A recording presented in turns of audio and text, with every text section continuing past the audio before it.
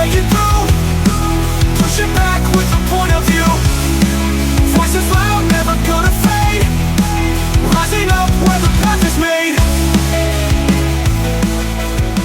All right, here we are. Welcome, everybody, to episode 8 of Hanging Left. My name is Matt Connerton, and of course, with me, as always, my partner in crime in this venture, Todd Ayre, is here. Hi, Todd. How are you? Good. Todd, how's it hanging? Hanging left, as left as I can hang. I really make sure to get it down in that left. Excellent. Direction. Good for you. I appreciate the commitment to that. We have a couple of guests with us. It's exciting. Very exciting. Trouble.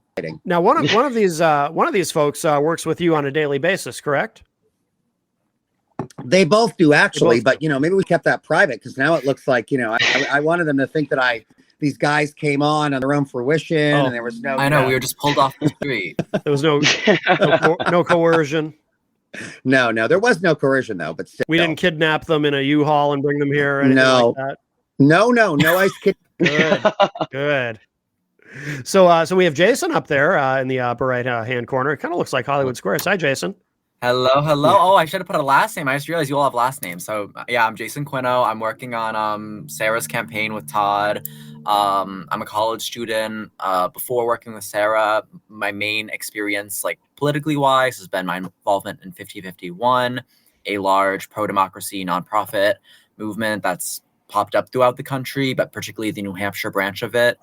We host large protests in Concord all the time. I know Andrew, not to jump into his thing, but a lot of his experience has been doing photography for them. Oh my God, I can't speak today. But yeah. Good. And how's it hanging, Jason? It's hanging pretty left. I like to, somewhere between the Social Democrat and Democratic Socialist, like somewhere around that left, I think. Okay. Very good. And we have Andrew. How do you say your last name? Is it Voorhees? Voorhees. Yep. Just like Friday the 13th. Yep. Oh, and by the way, Andrew, just a quick plug, shameless plug for my radio show. You're on my radio show this weekend as well, Matt. Matt Connerton Unleashed, live on Saturday morning. So really looking forward to that. We should all tune in. Yeah, absolutely. Yeah, Jenny and I will get to sit with Andrew in person. So tell us about yourself, Andrew. Yeah, so I was born and raised here in New Hampshire. As Jason said, I'm a photographer. I've done a lot of stuff with 5051, and I'm also working on Sarah's campaign as their campaign photographer as well. I do mainly do a lot of political stuff, photojournalism, but I also do non-political stuff such as motorsports. I've done a lot of stuff with the NHMX up in Epping, stuff like that. So I'm kind of jack of all trades when it comes to photography. I do a lot of wildlife stuff as well, mainly political stuff, protests, covering events, and photojournalism. Well, I feel like there's a crossover map between that wildlife footage and the political stuff. I mean, there's a lot of wildlife inside politics. So, Andrew, that probably is easy for you to transition. Absolutely. And how's it hanging, Andrew? It's hanging left, definitely left. We are staying over there. By the way, Jenny is in the chat room.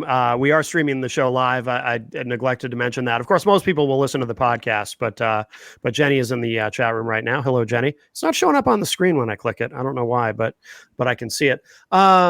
Yeah, we are streaming, of course, Facebook, YouTube, even LinkedIn and various other places. So should we talk about what happened this weekend, over the past weekend, the big rage against the regime in Concord? It was, depending on what news outlets you pay attention to, there might have been a slight kerfuffle or Channel 9 made it sound like I said this on social media. The report that I saw, they made it sound like it was just, there were some Nazis out for a summer stroll. And they were briefly impeded upon before climbing into a U-Haul and driving away. But other places reported on it with a little more seriousness and gravitas. But I wasn't there, but all three of you were, correct? Yeah. Yes. Well, the strolling they weren't doing, I didn't really see a lot of goose walking. That would have also, I think, taken a level of rhythm, which they didn't have. So, I don't know, Andrew, what do you think? You saw them first. He was the one that saw them in the distance, the ever-burning swastika in the dark, blazing through the darkness. Well, there were no dark. darkness, but you know what I mean. Yeah, it was during the day. Yeah. So I usually Yeah. typically always arrive about an hour before, the protests and the actions start. And, I came around the corner of the Capitol building. I usually have music going on in my car. I can't really drive without it. But I heard as I parked, I heard a megaphone going off. And at first I was like, oh, cool. Someone's already on the megaphone. We're already getting people fired up. But as I stepped out of my car, I saw like groups of people all with their phones out taking videos and recording. I'm like, usually people aren't really paying attention all that much, you know what I mean? And then I started to walk onto the actual lawn of the Capitol building where the first thing I saw was the swastika flag. Yeah. And then I really started to pay attention to more of like what was being said. And then I looked, and again, they're all lined up right there, their red shirts, their masks, and I really couldn't believe it at first, to be honest with you. I mean, I never, being born and raised in New Hampshire, like, we're pretty tame around here in my experience. Yeah, You know what I yeah, mean? It's not, I never thought I would come up and, be faced with Nazis. Right. So you had swastika cherry popped, I see. Okay. I guess that's the way you could put it. Yeah. And just the fact that you're going to sit there and say the things that you said while wearing a mask, like, it's like a lot of people were also yelling at them, including me, like, if you're so proud of it, why are you wearing a mask? Right.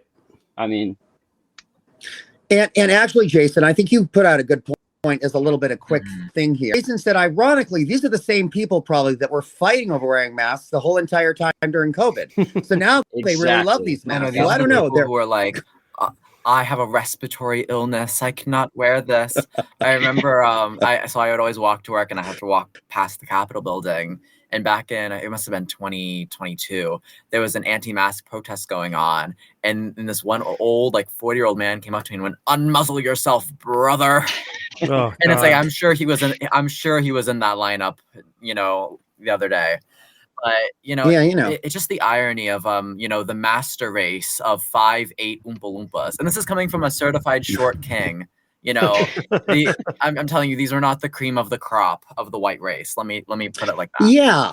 They definitely had a wardrobe challenge going on there. They were in between sort of like discount level stormtroopers and like these ill-fitting suits that you might get if it worked for like some really bad company that made you wear a horrible uniform. Like, let's say a movie theater. So like, I don't know. I mean, they didn't really instill fear with their uniform. I don't remember Michelangelo's peak human male form having back rolls and a bald head, but Yeah. Well, we know what's funny about that too. Wouldn't the Fuhrer be disappointed? Because I've often heard people say, and it's typically the same people who would defend Nazis on social media. They'll say, well, the SS, they had great uniforms. You got to say that, Oh, they had great looking uniforms. Yeah. I know Kanye was very obsessed with them. I remember Kanye. Yes. He was loving those uniforms.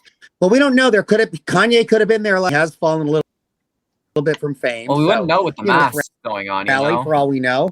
Jenny said in the chat room they look like a dance troupe. Yeah. But if they could dance, I mean, Andrew pointed out that they had zero rhythm. Yeah, I mean, right, Andrew, remember you? Sarah Beth is in there too. She says, I know they needed a baton twirler at the front to like get them in tune, Right. Yeah. Oh boy. Lord of the Dance, they weren't. Well, when they did their, the Nazi salute and everything, were they at least in some sort of formation there, or did they manage to pull that off? Or they were still in sort of the line formation when they first did that, but a lot of them were off key, you could say. A lot of them were delayed. Same thing with their drill movements and their military-esque drill movements that they wanted to do. Right. I mean, when they did their little right face to start marching, one of them turned the complete opposite direction. Jenny told me that. Yeah, she told me about that. Yeah. I've seen better out of kids when I was in Civil Air Patrol doing drill movements. Yeah. I mean, someone call Abby Lee Miller. Yeah, like I think if you're gonna go out there, as Nazis, to instill fear and a sense of, hey, we're all about order and all Mhm. this stuff. You'd think you would get the drill movements and the hand Right. movements right before you go out in public and Right. do that. Right. Yeah. Yeah. Look at the Nazi version of Blue Man Group, in my opinion. I mean, that's kind of what I was thinking. Like Well, They probably this was don't like the certainly, blue an people very much. older But demographic oh of no, blue Nazis. people. This wasn't like your young black pilled internet Nazis, but I Yeah. will say there was that kind of common feeling of patheticness.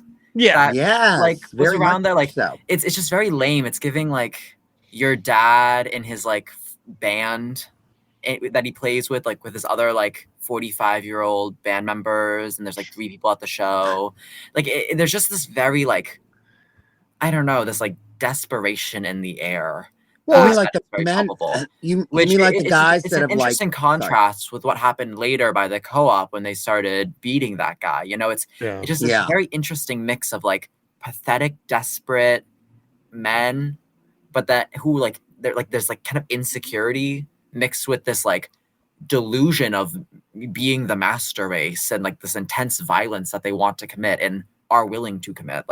Yeah. It's just a very odd combination. Well, that's what I always say too. It is pathetic because I always say it's such a huge waste of time, because even if you decide to commit yourself to this, because all the people that you hate, you hate them so much that you're willing to commit your life to and put all this energy into hating these people. Someday you're going to die. And when you're dead and gone, all the people you hate are still going to be here. There's still going to be black and brown people. There's still going to be gay and trans people. There's still going to be Jewish people. There's still going to be Muslims. There's still going to be everybody. You know what I mean? Mhm. You can spend your whole life actually putting so much energy into your hate that you're willing to show up at events and be somewhat sort of choreographed and whatnot and organized. But you at the end of your life, you won't have actually accomplished anything. All these people are still going to be here. Well, what I think is interesting is it is almost like a religious thing for them, because they're they don't plan to enact the white ethno state now. There's it's more of this existential fear that not they, but their children or their country 100 or 200 or 300 years down the line will be 49% white, and that's a good the point. existential fear. So Oh, really? This not reincarnation, but their continuation of their race through perpetuity, right? So there's almost this weird, greater than life thing going on in their mind. Oh, so they also lack drive. They don't even have desire to make their movement happen in the now. They're waiting for. Well, they want to. 400 years down the road. Not going to happen. It's more. We know that. Driven by this fear of that their race will die out, and that will be almost their own death.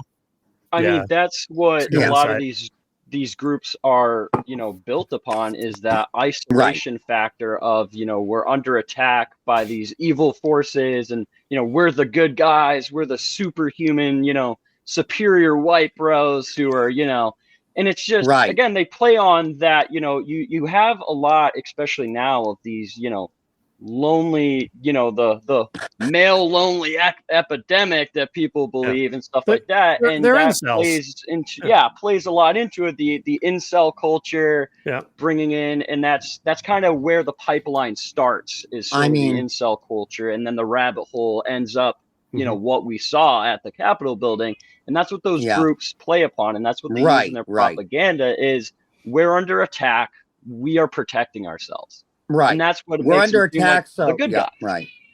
Yeah, we're under attack. So let's all pile in a U-Haul and drive across. I mean, if this is their version of a tank, I don't even know. Let me tell you, these guys, they were something else. I mean, I don't know. I just to me, my mission wouldn't be I'm going to conquer the world in a U-Haul. Their idea of a supreme race. U-Haul too. I don't want a big U-Haul. Yeah, I've seen 2 lesbians rent out bigger U-Hauls. This was tiny. Yeah, I honestly don't know how they all fit in it. There was 20 of them, and this U-Haul was probably barely bigger than a Ford F-150. It was honestly incredible. It was like a clown car. Not to mention the breathing, all that, and plus, Andrew, I think as you pointed out when we were talking, for such a homophobic group of people, why did they want to put themselves in a completely box, all sweating to death. That's You a know, good that point. sounds like some pretty hardcore S&M to me. I don't know. I mean, Yeah, I think maybe they this were was a fetish standing. thing. I don't know. Yeah, I mean, wonder when they how it were works when they're marching driving and they're away, all standing. linking arms together, and I'm Yeah. like, wow, that's Right? some brotherly love. I mean, Right. we're Well, there's getting really Licking some boots. really close Lick together those here. boots. there's no shortage of research that has concluded that people who are excessively homophobic are for a reason. Mm. You know, they're trying to work out something.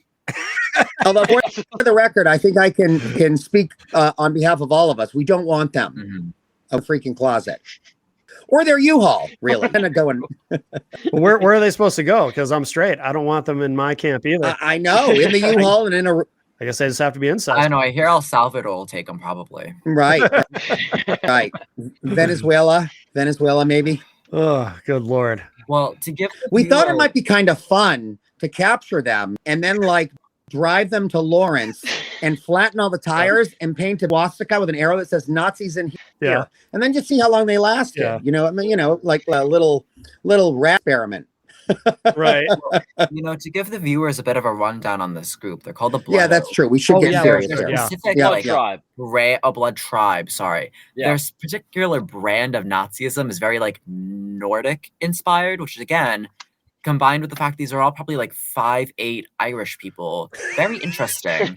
Yeah, so but that is they the initially other tried thing, starting a yeah. compound in northern Maine, and then I think that flopped. So then they It have did. moved on to New Hampshire, likely because Vermont, New Hampshire, and Maine are like the whitest states in the country. I think that's why they're coming here because it's the most like reasonable, quote unquote, to make Yeah. all white. Well, I also feel like it's part of their whole, like, they probably have volunteered themselves along with the Proud Boys and all this stuff as sort of help Trump's movement and the MAGA movement in their, like, indirectly in this, like, they're going to be the foot soldiers. And so, you know, they know that the MAGA people are not very happy with New England. And so, you know, why not just try this whole invasion? Although they failed in Maine, they failed in Massachusetts. You're right. I mean, now it's New Hampshire. Next, it will be Rhode Island, and eventually it will be the ocean. Yeah, and to go to what Jason was saying, even the actual Nazis from World War II drove a lot of stuff from Norse mythology, and especially this group too. Did you guys know that this group actually believes that Hitler is like a descendant of Odin? Interesting. I'm so serious when I say it. Yes, they truly believe that. Then they believe that the white people are like the master race chosen by like Odin, and that they need to, Earth is their homeland and they need to retake it from the, dangerous minorities and all this other stuff. So it is very like interesting that, they take all of these other things. Again, even the actual World War II Nazis did this, where they took a lot of things from other cultures and ideologies and mixed it into their own. The other interesting thing is there is some actual basis and truth to Indiana Jones and the Lost Ark, because Hitler did try to find the Lost Ark because he believed it had these spiritual powers. So on one hand, he's like, I hate the Jews, Christians, whatever. But then he's trying to find all of their icons and artifacts because he hated them so much he wanted to make them all his own. Yeah. So like, he was loop anyway, but they were into that stuff. Like I think any sort of scepter of power or totem of power, they wanted. I mean, they had an actual government agency dedicated to going to archaeological sites to prove that this master super race existed, and all they found was mud huts. Yeah. And it just goes to show that, again, that propaganda aspect of, we need to because again, it's like, it's so unbelievable to people like us, you know what I mean? But again, if you're your average Joe who just lives in the middle of the woods, who's like, doesn't like going to the city, and then you hear all this stuff about how, you're under attack, you have to protect your family, your kids, and all this stuff, like they're going to be a little more tuned to go, hey, maybe these guys are right. So at the same time we're talking about how pathetic these people are, at the same time it's still a very real threat, because there are other for sure. Yeah, absolutely. There are plenty of people who aren't like us, who are easily manipulated by those teachings. Yes. And again, that's why they're trying to get rid of education. Oh yeah, right there. absolutely. I mean, Well- that is why they're trying to get rid of it. So we were actually having a really interesting conversation last night, me and Andrew, about sort of like isolation in rural communities and how like throughout America, there's this sort of constant like like people almost salivate at the idea of crime happening to them. Like you have these like people who live in like these like rural cabins, like fantasizing about how they're gonna get like a home invasion and they're gonna pull out their like rifle and shoot the home invader, or like Wow. constantly like carrying wherever they go, like Mhm. right. And I think people have the right to carry. I think it's if that's something you want to do. Like again, we were talking kind of about gun rights and stuff. I think that's fine, but I think that there are a lot of people who like live under this constant fear of crime that isn't happening to them or Oh, like yeah. around Right. them, Yeah. and like marinate themselves in it to live in this kind of perpetual like almost like The Last of Us. Like they're like going to like, urban Yes. areas to like scavenge for food and then going back to their prepper hut. Mhm. What I find very Very interesting, one of the things I've always found very interesting, the fact that they think that civilized society wants to invade them and take over their society, when in fact we're actually quite happy with them remaining very much in solidarity and just kind of living on their own and not really interacting with them. I'm fine with the redneck trolls staying redneck trolls in their caves. I mean, I it's fine with me. Yeah. I'm not about to invade them. I really, I mean, I just wish they wouldn't invade my places. I personally don't have any friends named Billy Joe Jim Bob, and I'm okay with it. I don't either. Yeah. I don't either. I'm okay with it. Yeah. Well, And I hate I do think NASCAR. it's sad though. I think it's sort of like and I think the reason we don't see it as much in New England is because we still have like built town like community centers. Yeah. Well, in a lot of rural America, it's like literally just like houses, but like there's no actual real community there. yeah. So Right. people are distrustful of their neighbors. They're Right. constantly fearing, and then they like marinate themselves in this true crime, like whatever crap. And it's like the people who are actually at the most danger, which would be like your people living in urban areas or like minorities, are actually the least affected by this like crime paranoia. It's Right. mostly Right. like conservative rural men who live in towns of like 7 people. Like like where is this fear coming from? It's almost like Right. nothing's happening, so you're super sensitive to like the idea of anything happening. Well, And there's I think also that's there's where also some this Nazism comes from. It's like this constant Yeah. fear that they live under. Well, there's also this Well, it's constant all- narrative too that comes from the right that everything is so violent. And I mean, Mm-hmm. if you turned on Fox News any given day during the Biden administration, you would think that it wasn't safe to go outside because you were going to be raped, mugged, and murdered trying to buy bread at the grocery store, assuming you could even get to the grocery store through the rivers of blood flowing through the streets. Well, I hear whispers. I hear Portland is still on fire to this day. Oh, that's terrible. I mean, there's a lot of happening, but they're caused by the right not believing in global warming. I mean, it's, cities are not, well, they potentially could be on fire eventually. Los Angeles certainly caught on fire. Oh, yeah. But, yeah, I mean, I a little bit of like transference. It's like you're the ones causing the fires. Like, I don't, I don't know. Just, And just again, my little like side. that is the biggest, if not the only tool that groups like this have is fear. Yes. That's it. They're Right. they're there to instill fear for 2 reasons. A is to scare the people that they are targeting, and B is to scare, white people into thinking that they're being attacked. And again, if you They're instill also- that yeah. fear, obviously people are going to be like, oh, I need to protect myself. I need to protect my home, my family. And again, that goes back to what Jason was saying, is you have a lot of these isolated communities that think they're under threat constantly. And then someone comes in and goes, hey, we're going to band together. I'm going to help you through this. But at the same time, we also have to, get rid of minorities. So it's like, Yeah, I mean, it's insane. right. It's also a bunch of losers. Yes. Yeah. Frankly, it's a bunch of losers. I mean, so, and they think that they are judged and seen as losers unless they're right. They are.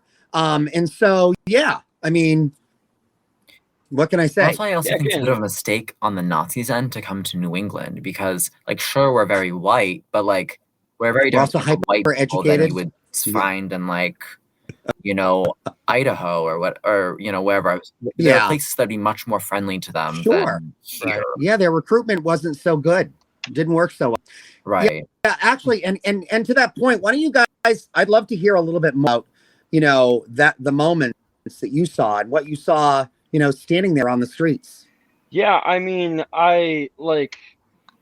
again, I never thought I would ever. It's even still crazy to me now that the where I was born and raised. Again, I saw literal Nazis like face to face. Again, that's never something in my life that I thought I would see. But then I started actually listening to what the guy was saying with the megaphone. He's talking about how we need to release the shackles off the white man and we need to make minorities disappear. And it's just it was insane to me, again, looking at that, I'm like, not only A, is he saying these things, but B, he's out in public saying these things. Yeah. And again, it's I know people, again, I saw a lot of this stuff online too. Again, people, bring up free speech and stuff like that. Again, I'm totally for free speech. But again, when you're out there, showing off an ideology that has buried millions of people and to this day harms countless other people to this day in 2025.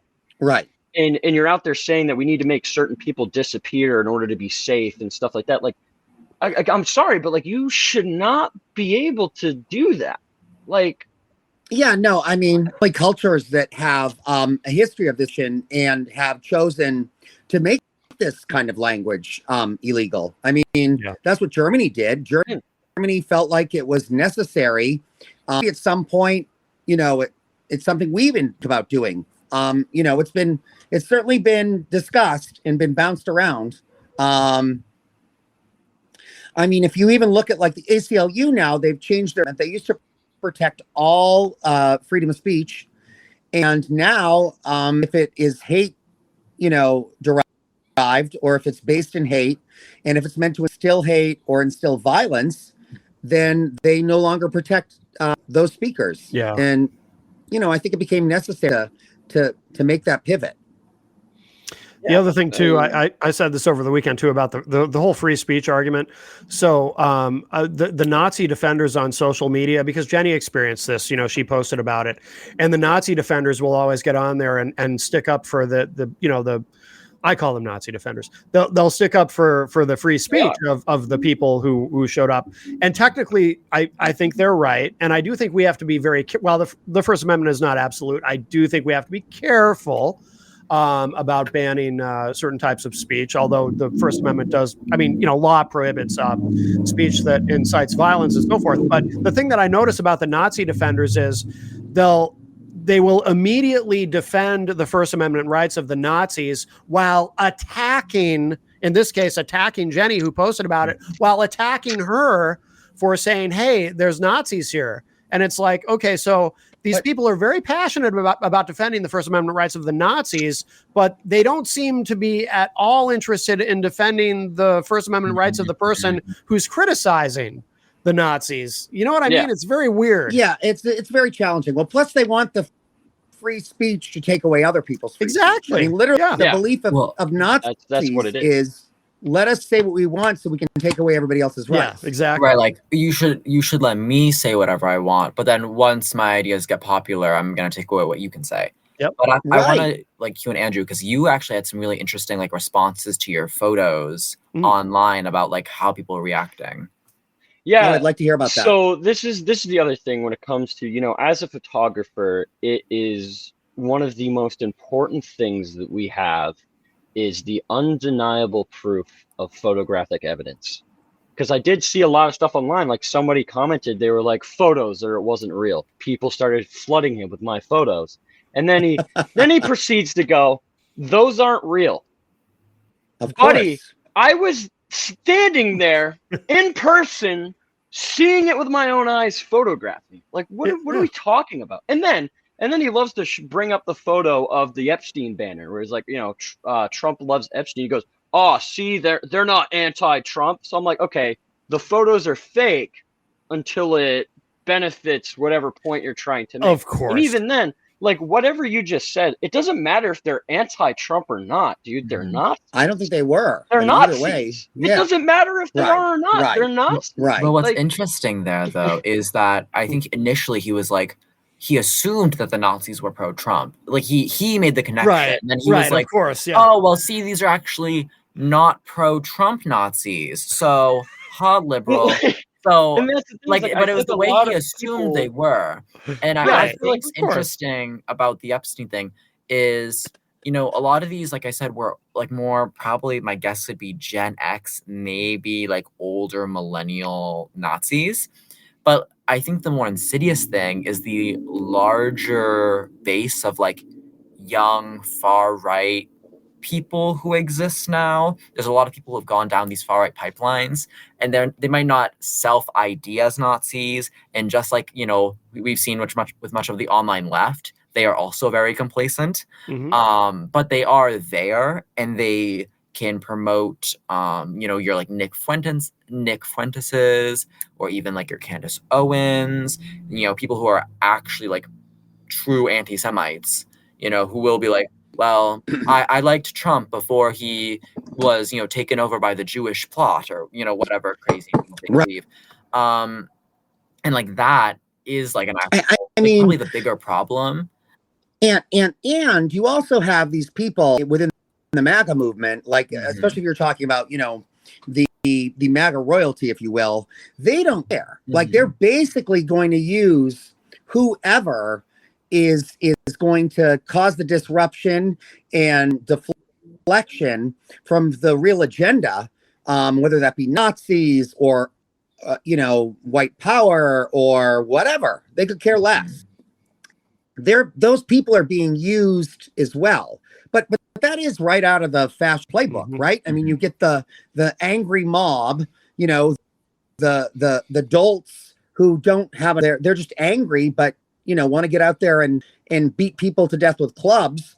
You know, Hitler, like up until it was really established, he only sent the SS out in the really like Gestapo and those people for like the top, you know, leadership or whatever. They were not the foot soldiers. So in these movements, you send out the mad mob and you know, and they just kind of create the chaos. And then you send in your specialists and they go in and kind of, you know, do more of laser pointed cleansing, if you will.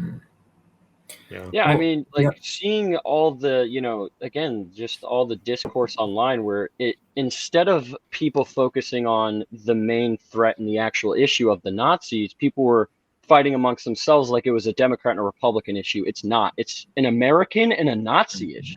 Again, this is is what happens. Again, this is why, you know, what I do is so important. Again, like photographing this, because again, it's one thing to hear about an event like this. But once you see it, even if it is just an image, you get that deeper level of understanding of oh, there's Nazis, and again, it's you show as you know what's actually happening. That's why I take as many photos as I possibly can, because I want to get everything. Because things like this will happen where people are like, oh, it's the Democrats or it's Antifa. It's like, dude, no, like, again, this isn't Republican Democrat. This is American versus Nazi.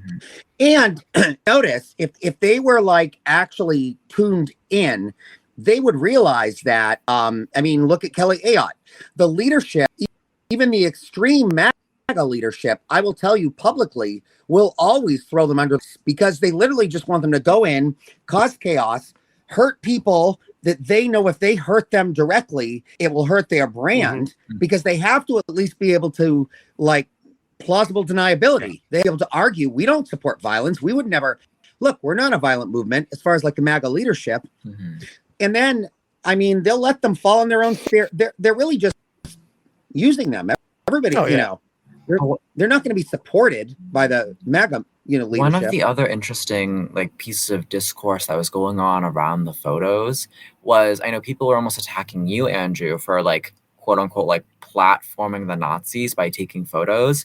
And you know, that really reflects a lot of like the online debates we've seen over the past couple like years. I even remember back during Trump 1, when all of these schools, before they became, you know, not before, when they were back on their like free speech warrior thing, and they were letting your Nick Fuenteses and all of these like white nationalists speak in the name of free speech. Now, of course, they're also concerned about anti-Semitism when it comes to war. But, you know, that was a big discussion of like platforming. And I think in this case, it's definitely more like documenting. But there is sort of even questions I know within 5051 of like, well, how much do we talk about this? Like, we don't want to give them free press, quote unquote, but also like it needs to be addressed. And there's almost this constant worry of like, well, if we do this, are they winning or losing? And I don't think we really know. And I don't think they know either, because they've also kind of like partially covered it up, but also partially leaned into it. Mm. So I mean, so the thing is, they're going to either way. And I don't know if you guys agree with this, but I think, you know, hiding them and pretending they don't exist, or thinking that we're downplaying them. Look, we tried, honestly. Like during the Obama era, I feel like, I mean, do we suddenly think that during Obama, all of these alt-right groups and the Proud Boys and all this didn't exist? And suddenly Trump became president, and now they're suddenly growing in special fields where they grow racists. I mean, they were always there. So us pretending they weren't there, A, doesn't protect us, and B, I don't really think, you know, I think it's important we talk about this stuff, because, you know, putting our heads in the sand is not the answer. Well, it also plays into the conservative narrative, because when we, during the first Trump administration, when we first started seeing, like when Charlottesville happened, for example, you know, I had a conservative friend of mine say to me at the time, you know, oh no, Matt, just ignore them. Just ignore the people with the torches. Just ignore them and they'll go away. They just want attention. If you don't pay any, and by the way, for the record, the person who said this to me, I think he sincerely believed this, but I remember telling him, dude, you're wrong, because we live in an era now where, because of social media, the greatest recruitment tool that these groups could ever want, they have. And this isn't something that always existed. So that's why. So, for example, pre-social media, I don't think Charlottesville would have even happened, because it would have been much more difficult to coordinate something like that. Right. But so I told my friend, and he's since passed away, but I remember at the time telling him, I'm like, dude, you're being naive if you believe that. This is only going to grow. Right.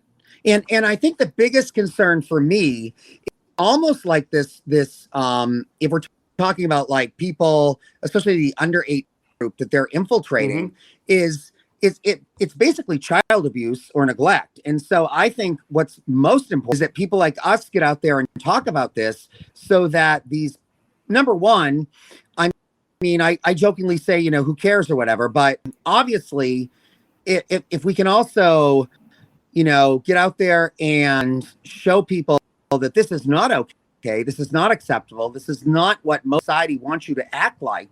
But P.S., you have a place, like, and then, so on the same token, we also broadcast, you know, we're feeding the rural areas, and we're helping try to build these places up, and we're trying to build infrastructure, and we're doing, and if we do those two things simultaneously, I think ultimately that's how we really fight these people. Because basically we replace, you know, how can they call us the enemy? Ultimately feeding them. I mean, it will event, and that's what they're afraid of too. They're afraid that we're going to steal children. And in fact, in some respects, we are going to not steal them, but we program them so these poor kids have a chance to actually like be human again. Because they're, you know, I can't even imagine. They turn them into little, and then they're trapped. Like, there's got to be a point where it's almost probably very difficult to flip it around. Well, they think we're going to steal all of their children and make them trans. No, but we are going to make them not Nazis. Right. Correct. But, you know, it is really sad. Like, I grew up in like a very rural area. I know me and Todd have driven through it before. It's lovely, and it's very depressing. Like, you know, like I remember even like I couldn't even like go for a fucking walk because I lived on the side of essentially a highway. It is like your world is just so small, and I live like not far out from Concord. So, you know, it's just like I don't know. I part of me, you know, I love to laugh at like the ridiculousness of the Nazis and this far right whatever, but some of it is genuinely sad. Like these people's lives are so small. Oh, for sure. And so like narrow that like the idea of like two men or like, but like these are like radical concepts, and that's why you see so often like the archetype of, oh, I grew up in a rural town and I don't know, I didn't really like think about stuff too much, and then I moved to a city and I like my world expanded and I saw all this stuff, and then I moved left, right? And that's sort of what the internet's been for a lot of young people. That's what I think why you see young people be so much more likely to be left leaning than right leaning, is because it just it opens you up to so many more things through the internet. Right, you can like right. meet Black people, even if you're not like meeting them, but like you can have like an interpersonal or not interpersonal, but a one-sided relationship with, you know, these Well, it influencers, humanizes them content creators. too. You get to just see Right. the lives of so many different people Right. all at Yeah. once. There's two sides to that coin, though, right? Because it's also with the internet, with, you know, the you know, they call it the Rogan sphere, for example. You know, all the Right, the the all alt-right the pipeline. alt-right podcasts that suck people in, that have actually sucked in a lot of young white males. You know, so there are two sides to that coin. I think your broader point, though, Jason, I do agree with you, but Right. but I do think there is another side to that coin, unfortunately. Yeah. I also see these men that are afraid, well, really their world is dying as far as this like celebration of being toxically masculine, and you know, everybody is below you as a, you know, a macho straight cisgender male, white, especially a white male. You know, the whole machismo thing is no longer in vogue, and they're hoping that by, I think, secluding their children in these like rural areas that are, you know, rated with anything other than right-wing media, that they'll be able to preserve this way of life, because I think they're afraid. And also, you got to think of it this way. To think about, I don't know what you guys think, but if you spend your whole life hating everyone, it probably wouldn't be that big of a jump to think maybe people hate me as much as I hate them, and if I let them gain power, maybe they'll want me up on burning crosses and things out. Like, I don't. It's incomprehensible to them to think that when we gain power, we're not going to go kill them and club them in the street. That's what they think. That's what they know. Right. I think you're right, Todd. I think that is part of how they think. So ironically, they're afraid of us. I mean, they call us sissies Right. and pinko communists and whatever.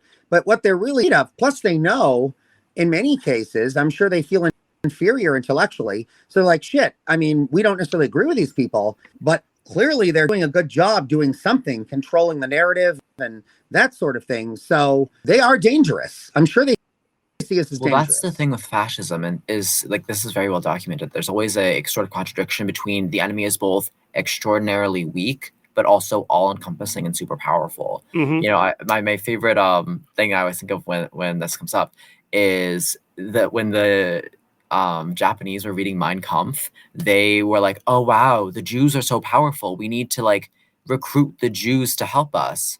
And they like wanted to make a Jewish quarter of Tokyo, because they were like, well, if the Jews are like the Germans have said, that then we must capture the Jews to That's use interesting. their powers. You know, Yeah. like it's sort of this ridiculous thing Yeah. where like both like Jewish people are like these like hermits, and like Right. they're weak and they're like lesser race, but they're also like all powerful and all consuming. Like gay people Right. are both like weak sissies, but also they have the power to like turn all of your kids gay, like where these like Right. homoerotic vampires like roaming the country, Well, yeah, like yeah. turning people. Like, Yeah. I mean, look at the whole movement of the church back in the day, and they would like villainize women who were strong and powerful. And so on one hand, they're calling them witches, and they can like take over your souls and all this stuff. And they're women, so they're inferior to these men. It's like, it's all, yeah, there's a lot of like contradictions there. That dichotomy comes easy to them, though, and with that ideology. I mean, look at during 8 years of Obama, you know, Republicans would talk about Obama like he was this weak, feckless, completely inefficient, incompetent leader who was single-handedly going to destroy America and make himself king forever because he's so powerful and dangerous, but also very weak and just a completely incompetent. You know what I mean? Like they just. but he's doing nothing, but he's Right. also ruining I mean, everything at the same time. Right. Like, Yeah. Right. Yeah, again, Meanwhile, that just they goes put in into someone- the education factor. You know what I mean? Again, Right. it's like if you're uneducated, you're going to believe both simultaneously that groups or a person can be weak while simultaneously being this superpower that controls everything. And again, that's why these people go so hard with the propaganda, because in order to believe something like that, you have to constantly be like, here's what's going on, this is what's happening, and it's like you said earlier, Matt, like people waste their lives doing this. Oh yeah. Like you really think about it, we only get to do this once, right? And these people are going to waste it sitting there doing things like this, hating on people they've never met in their life, all because some bald white dude came up to him and was like, you want to know why your life sucks? Minorities, dude. Like, it's just Yes. If you look at the vast majority of these people, I mean, I thought the Proud Boys were degenerate, but like these people were like the degenerates of the degenerates. I mean, this guy like climbed out of a swamp in Florida and then obviously didn't do his research and tried to go attacking one of the liberal towns in New Hampshire. I mean, who does that? And don't forget, there's that like tattoo artist who hates black people, but he tattooed like 90% of his face black. So like, don't ask me what's up with that one. Yeah. Plus, he kind of gave me like a vibe almost, like he literally looked like some BDSM gimp, like who was like this Nazi. Like he was very like I don't know. The whole thing was just Mr. bizarre. Him. Is that the thing I'm thinking of? Yeah. Again, it's like Jason, like you were saying earlier. It's like behold the superior white race, and it's some scrawny dude with yellow messed up. It looked like a Dungeons and Dragons club. Like face. it genuinely looked like a Dungeons and Dragons club. Well, no, I think they looked healthy. They look less healthy than Dungeons. Like, yeah. I mean, like again, again, we can say we can't wrap our head around, being. They look like West Virginia refugees. Yeah, like to me, but it's like how, I mean, like genuinely, how can you sit there and look at yourself in the mirror and think, yeah, I'm the superior master race that controls the entire. Like, dude, what? I do have that constant contradiction of like being deeply insecure, but also like super self. Here's an interesting thing, though. Is it our fault because we are like? I mean, I don't really think that this is the case, but it is something interesting to think, like, because let's face it, like. We don't consider these people equal. We do consider. So is that a bad attack? Like, are we almost feeding into it by saying, like, you're right, you are stupid. We don't like you. Like, I don't know. What do you think? I personally don't care. I don't think we should suffer fools. Well, I don't think I have no problem saying that. Stupid. Yeah, I don't care either. I just thought I'd throw it out. I wanted to sound sympathetic. I'd like to, so we are 47 minutes in, and we have not yet talked about the guy who got his face. Oh yeah, you're right. Oh yeah, right. Which is what does make this at the end of the day still a problem, because we're ignorant, stupid, whatever it is they are. I think, Jason, you and I talked about this a little bit the day of. Look, these people clearly, because they are pathetic, they don't give any fucks. So they have nothing. They have nothing to lose. Yeah, they have nothing to lose, and that's one of the most dangerous enemies is people that have so to lose. Yeah, and not just that, but they do feel protected because so the way they usually go about this is that they try to rile people up to get them to attack first, and then they can say, well, it's self-defense. And especially in New Hampshire, where like you can basically shoot someone in self-defense in this state. And that was another thing we were talking about, me and Andrew. Yeah. We have standards. It makes it very hard to like prosecute them. Although I think this could have but it seems like we're unclear right now whether who did what first with this guy who got punched. But honesty, I don't think where we think they did the best job or didn't do the best job. I don't really feel like, especially in a open carry state, you could not have the police show up, because this literally probably would have ended. Possibly, I don't know if the Nazis had guns. I wouldn't be surprised if they did. But then I also would not have been surprised if we would have had a shootout down. Oh yeah, because some of these people were so enraged. Well, I don't know if any of the Nazis were packing, which is interesting. But some of the liberals were. Right. So we would have still had. It wasn't even just liberals though. Like you said, there were some guys who did not look like liberals who were pretty. Yeah. How about that guy? And so this guy, I kid you not, Matt. He looked like I was expecting to see "Make America Great Again" sticker on the back of his car. This guy that was like, hardcore, all-American, go dude, parked his huge Effie right in that there's like a little middle lane that's like, I guess, a walkway. You know what I'm talking about? In Concord? Yeah. I know exactly it's like what a you mean. stone path. Downtown, He sat his car in the stone path and was yelling with his veins popping out at these. I can only imagine if the police weren't there. I'm sure the guy had a gun. Yeah. So I can imagine what he would have done. Well, I mean, again, this goes back to my point of this isn't a Democrat and Republican issue. It's Right. an American versus a Nazi issue. Again, Right. Republican and Democrats, one thing, but again, we're talking about Nazis. Right. Yeah. Very You few should people not like Nazis like regardless of your party. Right. Right. Right. I mean, Right. Exactly. Not only is it un-American, it's just unhuman what these Yeah. people believe. Yeah. Well, they're It's as to simple as annihilate that. everybody else but them. Like any goal that has any group of people that says, look, I'm gonna, you people that should be let to live completely as me, and the vast majority of them we're going to exterminate. Like Well, that's the other thing is that's pretty hard to get many people. just because you are white does not mean you are safe. If you do not think like them yeah, and act absolutely like not. them, they don't care. Right. And again, Exactly. just because you feel like you might not be affected, someone else in your life or someone, just even anyone in your community, again, one of the biggest reasons why I do what I do is because of my niece. By the way, love you, Kaivana. Right.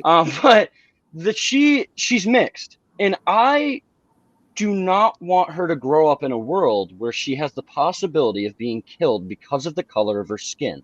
Of Right. course not. Right. Absolutely not. So when No. people say it's like, oh, well, I'm white, they don't, you know what I mean? It's like, dude, no. Again, you got to think about just because you're white, you're not safe. You got to think about other people in your life. And not only that, just think about other human beings. Like, I feel like nowadays, just having basic empathy for people that you don't know has Right. gone just down. And it sucks. And that's the other thing of why, like, again, education although of like being like, hey, like, right. just because you don't know this person or they're on the other side of the world or what have you, like, they're still a fellow human being. Right. Yeah. Although I love yeah. not to interrupt, but although I love the response, I mean, I actually like the fact that these dudes that were like basically who I would probably consider New Hampshire rednecks were as enraged as we That's are. good to see, So- isn't it? That's reassuring. That's important. Yeah. Because Yeah, what that's we need good. right now is a strong sense of community and solidarity, because that's how we fight back against things like this. Agreed. Right. The only tool that they have to their benefit is fear. And as long as we do not let And ourselves division. be afraid, we can win. We can stop stuff And that like is from happening. Yeah. And that Plain and does bring simple. me to the point when you were talking about that guy. What do you guys think about? I mean, I have my feel on this, but I'll let you guys say it first. What do you think about that? The kid that was beaten and his lack of desire, or perhaps maybe his intimidation to not press charges. Is this in the video, by the way? Because I have that video. Yes. Yeah, I can it is. It I is. can play this while we talk about it. Yeah. Okay, cool. I think because it starts sort of mid-action, that video. Currently, it's unclear as to like exactly what happened before and who started. That's one of the things that's being looked at now, because I know he is worried about maybe even if like they were to sue or counter sue, and like I think it's a whole mess, because again, it seems like he had come out of the store, come up to them, and then we're unsure who threw the first punch, because the video. But in this case, yeah. So they're Nazis. So yeah, right. I mean, what he did in my book is fine, but in terms of the law. No. I'm saying in the terms of public opinion, I think even if he had hit them first, in a jury, if it went to a jury trial, I don't care. Yeah, they wouldn't care. He could have whatever. Yeah. So right. My thing with that, and again, like me and Jason were kind of discussing this last night, is when it comes to self-defense, they also take in factors like, use of force when it comes to defending yourself. Right. So again, let's say hypothetically this guy did strike them first. The fact that they proceeded to pepper spray him and then 6 other people attacked him, that's crossing the line, like completely jumping over the line of reasonable use of force against defending yourself. Right. Plain and simple. Plus one of them blocked it so someone else could come to his rescue. And for all they know, even going to come and like join the violence. Maybe they were just going to pull him out of the violence. So, to me, I feel like even if he did first, a self-defense argument on their part is pretty weak. I mean, you also have to look at this factor. Premeditation, because they all have these like body cam cameras going on. That's true too. And they've done this before. Like we know that they're trying to like They're trying to get a instigate. violent clip. Yep. So I'm they going can to piggyback off game. what oh, Jason look, just said. Is we can this beat group people. has a documented history of provoking people to attack them so they Yeah. can harm them. It is a I think well-documented thing that this group does. And again, you also have to factor that in of like, they're not defending themselves. They wanted this to happen so they could hurt somebody. So there's also an argument that this is because a lot of them don't work, and especially their leaders, this is their career, if you call it that. So a lot of them actually live on the lawsuit. So if they were to, like, you know, beat people up, if this had been, God forbid, Alabama or something horrible like that, you know, maybe the jury would side with them. I mean, we'd like to think no, but there probably are parts of the U.S. that they might have a chance. I have a question because I was not at the event. So where were the cops? Because something that I heard, and Jenny had said this, and I've heard this from others, is that, and I know, Jason, you've had positive experiences with the Concord police, but so I just want to, you know, we want to provide that balance, of course. But in this case, it sounds to me, and what I've heard people say is it seemed like the police were more interested in protecting the Nazis than they were the people who were there protesting. And that, you know, after this happens, the blood tribe, whatever, they just get to jump in their U-Haul and drive off. And, you know, the police didn't do anything. And so I'm wondering, I'd like to get the perspective from the three of you on that. Again, as someone who wasn't there. Yeah, you guys go first. I've heard a few stories. So yeah, speaking on the background, I know like through 5051, we've had a pretty positive experience with them, just in terms of like them helping us out when we've had like counter protesters or people who are getting like riled up and maybe a little like potentially violent, or people like, there were these kids on bikes who were like blocking the road repeatedly, and the police came and helped us out there. So they've actually been pretty good in that terms. That's good. For this, so the FBI was aware this was happening. The FBI actually notified the police, but then the police didn't notify us, which was a little frustrating, just because like obviously we're holding this large event with hundreds of people, and now you have neo-Nazis showing up at the same time. So like it would have been nice to have had a heads up so we could have planned for this, especially because we know that later that they became violent. We were told that like if they come, if this specific group ever comes again, we can immediately call the police and they can like shoo them off now because they have been violent. But yeah, I mean, there were police like all over. I mean, there's probably FBI all over too. I mean, it was everywhere, but particularly like it was sort of like in the middle of the road. A lot of the police were situated, and then on streets, particularly in it would be South Main Street. They were like really down there, because so for those who know Concord, the U-Haul was right next to where the churches you go to vote. I think it's a religious school actually. St. John's. I used to live in Concord. Yes. Okay. So it was right there. Yeah. And yeah, it was very frustrating. They let them get in the U-Haul, which I personally don't understand, because like that technically isn't legal. And can I just point out, I would have liked for them, once a violent situation happened like that and you have people who are masked who you can't identify, they should have gotten their identities, I think, at least. Just later when you're suing, you know, like who was there, you can verify so this person, like there was a violent situation, let's make sure nothing else happens. But instead they're more focused on like stopping people from engaging with the Nazis, which I kind of agree with to some extent, but also like I wish they had got the Nazis as well. Like right, exactly. So I saw kind of interesting kind of a mix of that, because I had a slightly different perspective. I was pretty close to sort of like where it all ended. Like, so this is well past, they beat the guy up. So sort of where they all kind of coagulated, if you will, as the blood tribe, you know, blood coagulating. Anyway, where they all kind of coagulated and hung out and kind of exchanged verbally with passerbys and people on the side of the street and all of this. And there was a few things going on here that maybe, I don't know if you guys know, but like, so there was this one guy that was, I think, probably publicly indicated and was championing our side, but maybe not the kind of hero you want. And he was, I think, in some ways diverting from any type of like actual arrest they could have made, or further, you know, interaction with the Nazis and exploration with it. What he was saying is, first off, like wouldn't back off because it is their job as police, whether we want them to or not. They can't obviously, part of me would love it if the police had gone and hit them with billy clubs. I would not have lost it, Sure. I wouldn't have lost any sleep over that. But I also realized at the end of the day, we don't want them doing that because God forbid if they did that, they also do that to people in the left Right. if they didn't like them too. You got to protect everyone's civil liberties. Trade-offs, right? I mean, you don't want your police force just deciding who they're going to beat up Right. because they happen to piss them off that Right. day.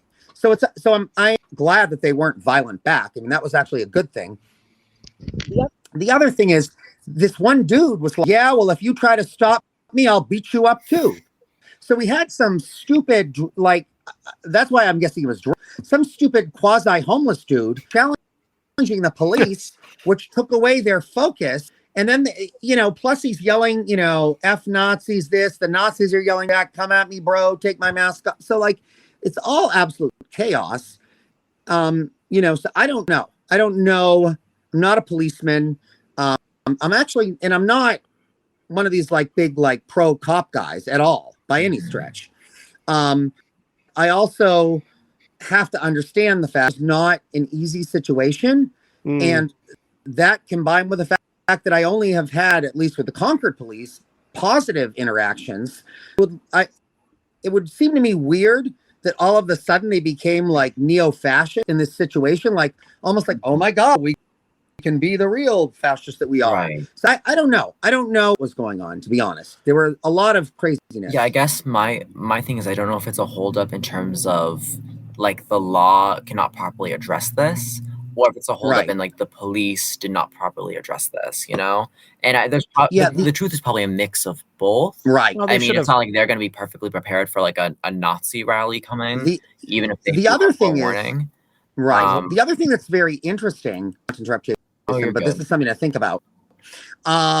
Being someone that loves crime shows, whenever they have mixed jurisdictions, agencies, there's actually a power play, an internal power play as to who's running the show.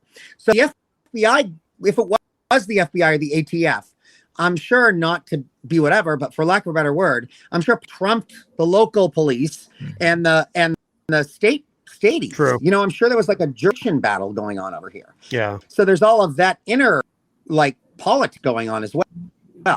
So I don't know. That's a good point. The whole thing was bizarre, honestly. One thing we know it can't be is a lack of manpower. No, it was not. Because I used to live in Concord. I actually grew up in Concord. And I'll tell you, for anyone who's not familiar with Concord, New Hampshire, it's a very, very safe city.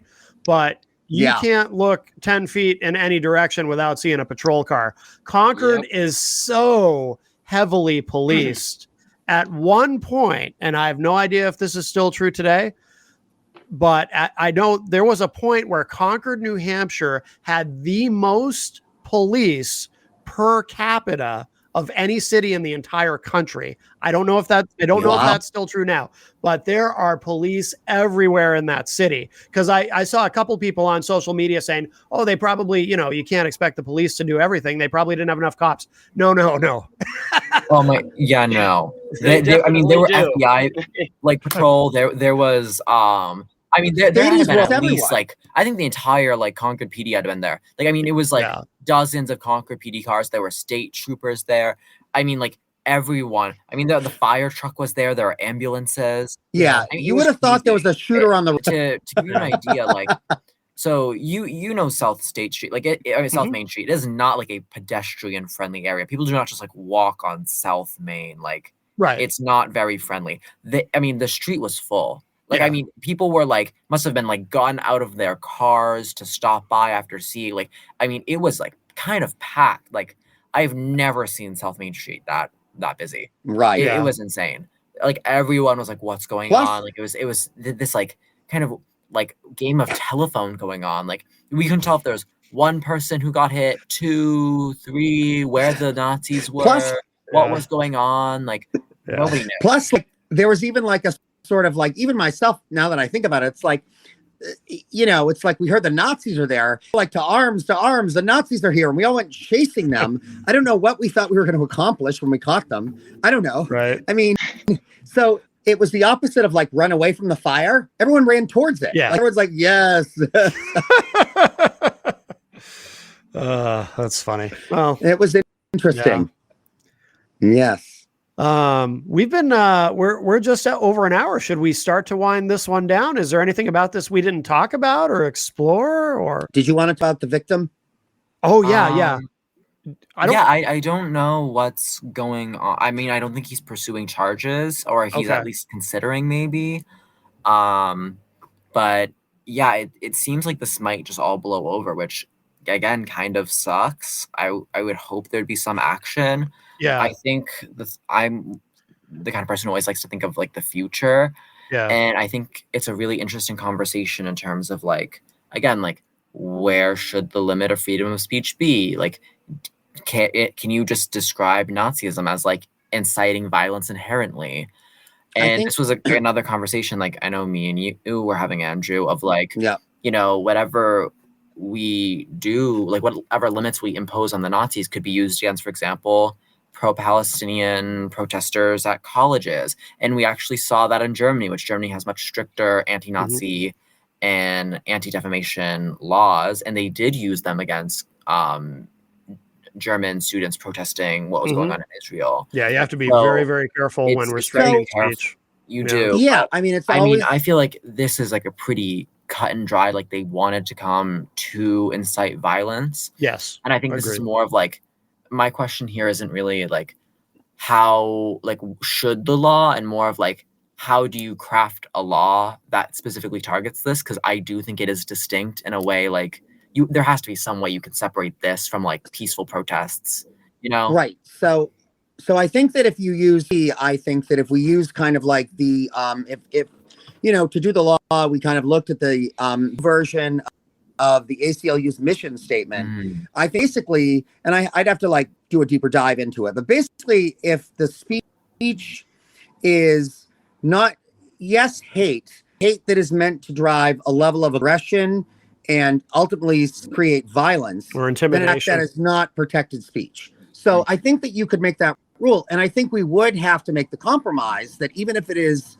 friends of ours, if they, like, you know, screaming at Trumpers to the point where they were going to like just go beat them up just because they had red hats, then we would have to say, yeah, you know what, you're going to be arrested, and frankly, they have a right to arrest you. Know, on the flip side, though, I do kind of worry because honestly, I would be, you know, this was like a one-off Nazi protest, and not to say that they aren't common or becoming more common. Yeah. But like the you know, we definitely are much like the left definitely has more protests and more impactful protests, larger protests, and we receive disproportionately more violence. So it is something that I'm definitely cautious on in terms of limiting, because whatever we implement could potentially be used tenfold on us. But just the other concern, and honestly, I mean, I don't think this was very successful for them. I mean, or if it was successful for them individually, it wasn't successful for the right overall. No, I agree. This was not honestly, a successful. Like, if they want to keep doing it, okay. I doubt if they recruited anybody from this. No, they definitely didn't. They actually, I think, probably got a more negative response. Well, they probably here's the thing, though. They probably were able to recruit some people. That, like, I mean, like 1, 2, 3, 4, like of the Nazis. The Nazis probably ate it up, but like amongst broader public, probably not. I mean, it probably they did not. Overall public loss. Opinion, which is why I say this guy go ahead and press charges. Because here's the other thing too. The Attorney General made a statement on this too, and she's actually so Kelly Ayott's trying to still look like everybody's governor, even though we know she's not. She still tries to play that she's a more moderate Republican. So it won't. She could keep her more conservative agenda and still give, you know, the left one bone by having these Nazis prosecuted and ending up in jail. Like, that would not hurt her move. If anything, it would normalize her and make her look like a hero. There would be just as many people that would say that would actually say, look, see, Kelly isn't that bad. She actually is more liberal than we think. Go after the Nazis. Right. But you can like cast a spell and arrest them, though. Can you charge? Oh, I'm sorry. Go ahead, Andrew. So this just goes back to like what I said. Like again, it's not a Republican and Democrat issue. It's an American versus a Nazi issue. Again, I know again with all the stuff that when it comes to like Republicans and stuff like that, I know a lot of them are not okay with Nazis. Right. I mean, it's true. So like that is and also like what I said before is what we need right now is to get together as a community and have those conversations of how are we going to stop this? Because again, if they try some shit like that again, and people show up in even bigger crowds than before and be like, hey, get out, they're going to be less likely to do stuff like this. So that's why I feel like it's so important to get people in the community from both sides of the aisle to have these conversations of, hey, we need to stop all of this going on with ourselves and figure out, like, actually look at the actual threat to our community and put an end to things like that. To mention, it really looks, so if you are a sane person on the left or the right, really championing people is not going to make you look good. No. So, you know, because the overall public opinion in the United States when it comes to Nazis is we don't like them. Yeah, I mean, absolutely. I mean, you shouldn't like Nazis. And that's so there are people that are okay with them, but what I was saying also though is that I don't believe that, not to say I think she likes Nazis. I don't necessarily think that, but I do think that that's in her world. I think what she would be thinking is politically and strategically, if she were to prosecute the Nazis, it would make her look like a hero to people that maybe otherwise wouldn't necessarily see her as someone viable to vote for in the future. It would actually look politically good. it'd be very savvy of her.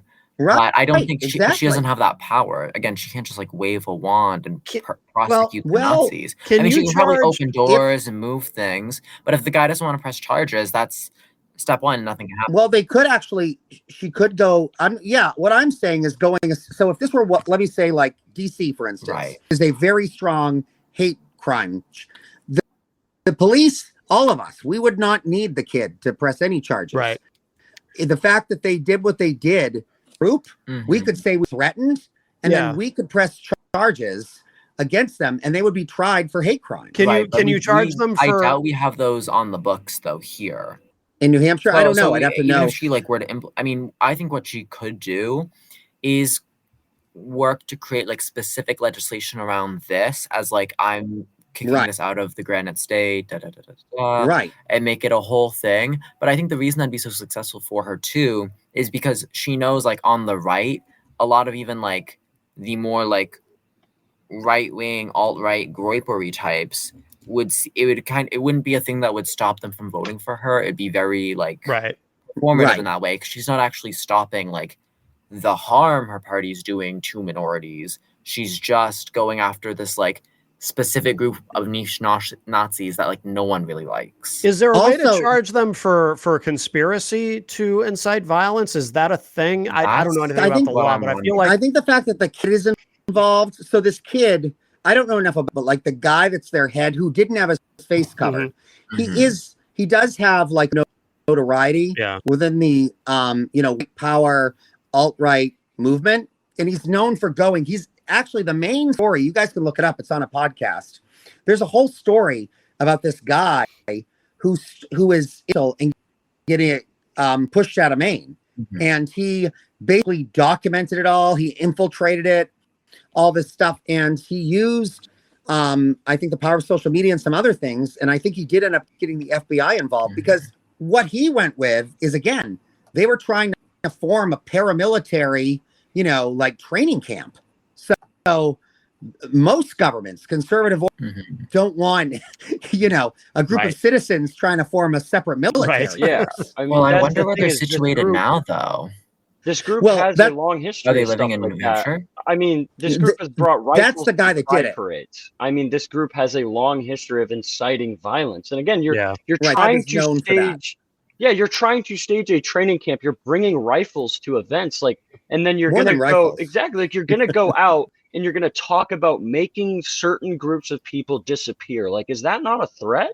Right. Yeah. I mean, in any other world, that I feel like that is a threat. I think there was even, in some of these cases, for instance, there's even like example. I guess it's like lower tier stuff, but like there's examples of them planning like assassinations against liberal journalists, like trying to like car bomb, judges that didn't go the way they Even wanted. people So, like me who are photographers, they target. right, Like it's exactly, like going after anyone that is sort of a voice against them. Yeah. So they're not beyond that. I mean, and I think in their real world, especially like the guy whose face was uncovered, they're not that far. Like a lot of times they're used as sort of the foot soldiers for your David Dukes or whoever is the current version. Right. They want them to go out and do this stuff because these guys believe in it, but they're 65, 70 years old and like obviously can't go be combatants, but they're funding them. Right. They're supporting them. So they really are supported by actually some case. It wouldn't be an easy case, but you probably conspiracy RICO charges against these people. I mean, that's what I'm thinking. Yeah. Yeah. But isn't RICO also state, not national? Because I don't think we have RICO in New Hampshire, do we? And there's an organized crime division of the FBI. That's actually what they were formulated for. So theoretically, the FBI would be their purview. Okay. I mean, I feel like from what I remember, because I was listening, because I was listening to the Rotten Mango podcast about the Diddy trials, and it was talking about the RICO charges, but I think they're filed by state, not by national. But don't quote me on that because I'm not like an expert on RICO charges. Yeah, I thought you could do that federally. Can you do them federally? I think so, but I'm not. I mean, I don't know enough about how they the get law. mobsters. But I feel like when you talk about criminal conspiracy, it's almost a nebulous thing where you can kind of make that fit whatever it is that you're trying to get to in terms of charging someone. So that's why I'm thinking you charge them with criminal conspiracy to incite violence. Maybe that works. I mean, the ACLU could definitely, if they felt like these people were a real threat, and they have enough like backing behind them, you could, at very least, you could have civil charges against these people. I mean, there's all things you can do. You could make their lives very, very unpleasant. But the other thing now, though, is we also don't know their names. Like, we don't know their faces or their names or who these people are. Well, we know the one guy. We do know the one guy. So that's why I'm saying that's why you would go with an organized crime charge, because you'd say basically they're part of his mafia, like in essence. And once you get number 1, you don't need to get number 15. I mean, I don't know. The tattooed lizard guy could take over. Well, probably what would happen is and actually it could potentially go up the ladder because like this guy's tough until they're facing federal prison. And then all of a sudden they sting, Yeah. So yeah, absolutely. And then I will say the last thing, my concern is that because I've heard this in person, not at this particular event, but I've had plenty of 50-51 events, other protests where young left, but not organized, not really part of our organizations. They're just there as like participants, have come up to me and said, don't worry. If the Proud Boys show up, we're packing. So, I think in a way for the police to ignore this would be very dangerous too, because at this point, if it's not like if the left thinks they have no support from law enforcement, they're going to just back down. Like they feel almost as desperate, especially people that are in fringes and not connected to organizations and are like in this, they feel just as the alt-right. And if they feel they have to resort to violence to protect themselves, they will. So I'm gonna put on my like 50-51 hat here and just preface by saying 50-51 is like non-violent. We do generally encourage people not to come with weapons. Right. Correct. For like general group safety. Obviously, like the acts of these individuals like cannot be regulated, but I just want to put that purpose out. No, absolutely. And we're obviously against violence too. As political, as a political director, I would never encourage these people to have the guns. I mean, these people literally just walked up to me and said, don't worry, we have guns, which is a worry, frankly, because, how do I know you're not going to just overreact? And one person says, I don't know, F whoever, and now you're shooting. Well, that happened that's not going to help Utah. They had these like so-called peacekeepers that one of them were using for the protests, and then they were like very trigger happy and not as well trained as they had claimed, and also had brought a gun, which they were not supposed to do. So it it definitely gets messy, especially like when we're talking about large groups. Which is why I think that we'll have a plan, like a crisis plan and stuff, and which is why having the police alert us so we can be aware and plan for it, because it's definitely hard when we're setting up. just like have Nazis sprung on us.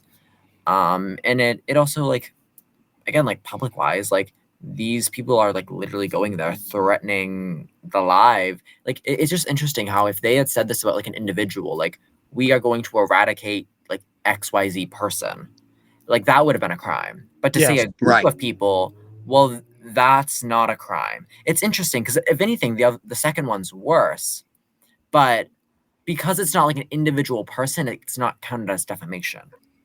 I think it's because of the, I mean, they are thinking of, I mean, once Democrats get back in power, I think they were thinking of changing that whole thing. But I think it's maybe the viability of it. Like if like your goal is to kill Jason or Andrew or Todd, you're probably it's probably a lot easier to accomplish. But if your goal is to kill, you know, every left-leaning individual in New Hampshire, well, that's a pretty big So I don't know. I mean, that's a bad reason for it, but I'm saying maybe that is the reason. I don't know enough about it. I appreciate you're leaving my name out of that, by the way. Thank you. Oh, sorry, Matt. No, I don't want anyone on the Nazis hit list. I don't need. Yeah, well, I don't need to give anybody any ideas about killing me. So thank you.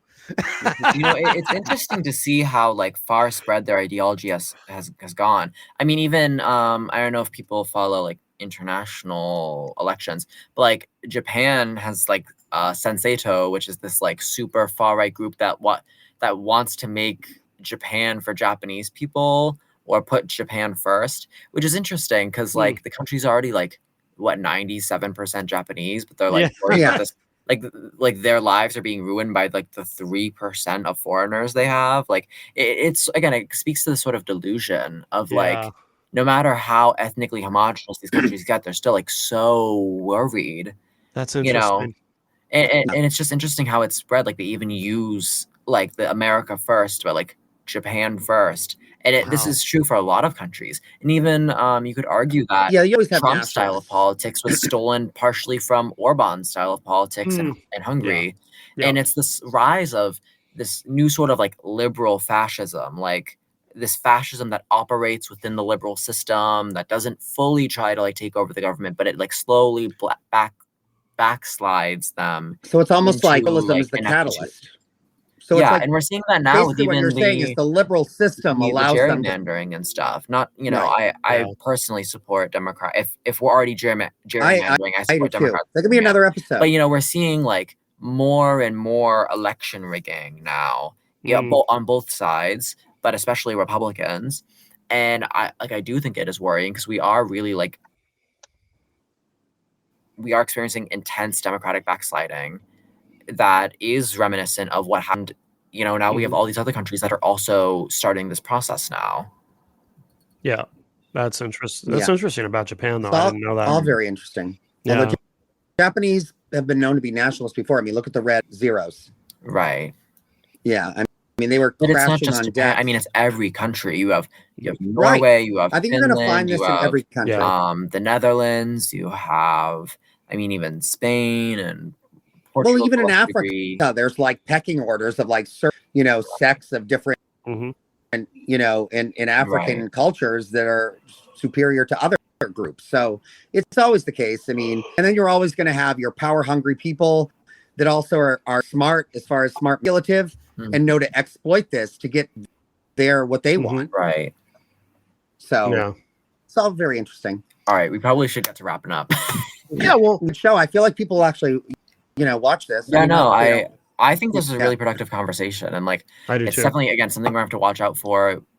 Not even just the Nazis here, but like the Free Staters. That's I mean, that often, you know, conversation. There's been more talk recently, but like, I mean, they're definitely a problem. And at this point, a lot of them, it's weird because they've moved further right, where they used to have this sort of libertarian thing going on, but now they've almost gone the way of the Nazis, like adopting a lot of like the racism, dropping a lot of their more like libertarian social prescriptions.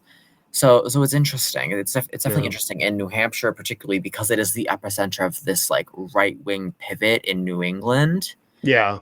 Right. Yeah, I mean, we're the last holdout, unfortunately. Right. But I mean, even New Hampshire can escape the broader trends. Like we're one of the few places in the country that's actually moved left relative to 2016. That is correct. We actually voted more for Kamala than Hillary, which is That's very true. rare. If you look at the map, it's like us and like Atlanta and maybe some Yeah. parts of North Carolina Yeah. and a couple other stragglers, and that's about it. Yeah. Yeah. I just think it's like a loud minority, frankly. Right. I really do. The citizens. But the problem is that these people that are in power are very good at manipulating these people. And also, they're also very good at like, yes, all these horrible things are happening to you, and it's because of the left. So, Mhm. you know, But that's also things on we us gotta- because we really gave up on a bunch of this country, and now it's biting us in the ass. Like you know, well, we got frustrated, I think. but I mean, that like could be a whole other story. we should have a much stronger game in Iowa and Ohio. Like we just But it's Florida, difficult to continue to love Democratic Party people is that want to famously strike. us. And it's like there's a lot of these areas that we need to win if we want to take over the Senate and actually be able to like do anything It's true. filibuster. But also It's like true. you know, like again, like a lot of these states, you know, I think something people look at is percentages instead of looking at the raw Yeah. numbers of votes. Because a lot of these Right. lower That's why I believe population in states, we need like a couple, like tens of thousands of people. Like it's So that's really why, not Matt, that I many believe in people that like we need to turn out. that's why, Matt, I believe in like a full scale assault. I believe we should go in there and just kind of like, you know, kind of take out the main enemy, and then we can send in the Jasons and the Andrews, Mhm. and they can like, you know, convince them that we do still care about them and all of that. After I I've think like, what we you know, need to do, desecrated their power structure. this is my radical belief. You know how you know how like in China they made all like the city people go out in the farms for like Yeah. 3 years to like learn how it was really tough for the farmers, and then everyone starved. I think we should do the reverse. We should like make all of your like hicks go and like live in Brooklyn and work at like a coffee shop making matchas for like 2 years and get like Yeah. a bachelor's in like Get their gay nose arts, pierced. interpretive like ballerina or something bullshit, and then go back to Kentucky and like, you know, Right. now that Like they've an anime character, you know, yeah. Yeah. like you Well, will let's- become a performative man, you will drink the matcha, you will read the You TikTok will drink book, the matcha. you will have a tote bag. You will become gender nonconforming. Well, let's wrap this one up, guys. Yeah, No, you're right. No, Sorry. that's okay. This has been wonderful. I think a great conversation. Andrew Voorhees, we will see you tomorrow. I'm sorry, not tomorrow. Saturday morning Saturday, yep, I will be there. on Matt Connerton Unleashed, which you can, of course, that is every Saturday from 9 a.m. to 12 noon from WMNH 95.3 FM here in Manchester, New Hampshire. But you can stream the show from anywhere. Go to mattconnerton.com/live. And Andrew, for people who want to learn more about your photography and everything else that you're involved in, where should they go online? So online, Facebook, Friday Photography. I also have a website, which is friday-photography.com. You can also just search up my name on Facebook as well, and I'm also on there. And I also have Instagram. Let me pull that up because I always forget it. And we also keep him working very hard in the campaigns. So you can Yes. just kind of tack along with us. And Yeah, give Excellent. him a Sarah's go. somewhere, he's probably there too. You know? Yeah. All right. And then Instagram, it's just my first name, all lowercase, Andrew .v13. All right. Very, very good. All right. Awesome. And Jason, what should we know about where to find you? What do you want us to I'm make sure we actually know? not very on socials, but Okay. usually you'll be able to find me at the 5051 info booth if we're holding an event. So come Excellent. at me if you have any questions. Excellent. Or with Sarah. Or with Sarah. I'm also basically always with Sarah. Okay. And You I'm and not Todd with both, Sarah, right? I'm on call with Sarah. Yeah, that's where we so- all are right now. Yeah, pretty Excellent. much. That's yeah. You want to mention her campaign website too? Oh yeah, well, you can go there. Sarah sees for 603. Currently we just have mostly like where she's at and some of the more like rudimentary stuff. We're filling it Okay. out this week to have some more of her like policy and about her. To give you a Okay. little rundown on Sarah, though, I know she hates giving her rundown, but she's a progressive candidate, and what I think is unique about her, though, is she really has the experience. She's spent the past 3 years helping form and run the ACU, the American Coalition for Ukraine. Mhm. I was going to mention it, but we do have what is essentially the Ukrainian flag in the background here with the Oh. blue and the yellow. Oh, cool. Fun little fact. But yeah, no, she's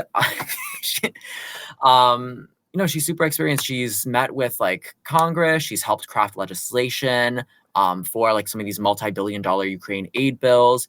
I run her schedule. She's almost constantly like going down to DC to meet with these like foreign ministers, like the foreign minister of Estonia or of Poland. So she's super experienced, and I think we're at a really interesting point where there is this big desire for progressive change, but ultimately, even if we have a massive progressive blowout in the House, we still have to work with the centrist Dems that are there to get stuff passed. And what's great about Sarah is that she is a progressive and she holds progressive values, but she also can work to build these coalitions and build these bridges that we need to get the stuff we want passed, and maybe pull some of our more conservative Democratic options we have in New Hampshire a little bit more to the left. And she's already got relations. Yeah. So, that's the other part. All right. So yeah, anyway, I think she's occupies a really unique spot in New Hampshire politics and potentially national politics, especially because Ukraine is really one of the last, so quote unquote, bipartisan issues that actually exists. Mm-hmm. I love watching her talk. She's just so good at connecting with people, and I think that is a talent that she can bring to Washington and really build some of these bridges. And one thing I've learned, particularly as I've gotten more involved with politics, is how like weirdly interpersonal it is. Like, I think from the outside, everything looks very positioned and very like, oh, this person is firm on this. And then you talk with people who are in these like really high positions of power, and they'll go like, oh, I didn't think of that. Mm-hmm. And it's sort of baffling sometimes, but like, it's true. there's still Sometimes people. like just having the ear of someone really can move their positions drastically. Absolutely.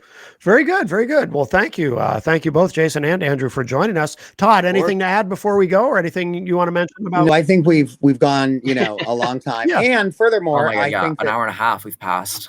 Yeah, that's okay. No, it was yeah. a great discussion. Yeah, it was awesome. But I would love to also invite these guys back at some point, talk about other things. course. I'm sure there'll be plenty of things to talk about. So yeah. 100%. Great. Now, to speak to the importance of diversity in New Hampshire, I'm going to go get some curry. All right. All right. I am not, but you enjoy that. And thank you to I'm everyone. gonna probably go play Dragon Merge. There you go. Yeah. There you go. You enjoy that. I am going to go put this podcast up on the streaming platforms. So thank you to everyone who subscribes to the podcast online, and of course everyone who joined us during the live stream as well. Yeah, thanks for having me on.